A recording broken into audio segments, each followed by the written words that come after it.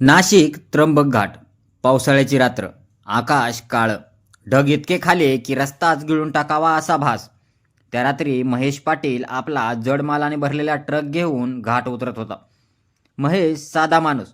Truck चालवणं हाच व्यवसाय. घरी आजारी आई, 2 लहान मुलं आणि बायको. दर प्रवासाआधी तो एकच गोष्ट करत असे. डॅशबोर्डवर लावलेल्या श्री स्वामी समर्थांच्या छोट्याशा फोटोला हात लावून म्हणायचा, स्वामी, आजही सही सलामत घरी पोहोचवा. त्या दिवशी पाऊस काही थांबत नव्हता. घाटातील वळणं, धुके, चिखल आणि अचानक ब्रेक दाबला पण ब्रेक लागत नव्हता. ट्रक पुढे घसरू लागला. समोर वळण, बाजूला खोल दरी. महेशचा श्वास अडकला. क्षणभर त्याला मुलांचा चेहरा दिसला, आईचा थरथरता आवाज आठवला. त्याच्या तोंडातून आपोआप एकच आरोळी निघाली, श्री स्वामी समर्थ, श्री स्वामी समर्थ. आणि त्या क्षणी ट्रक जोरात हादरला. एक भयानक आवाज झाला.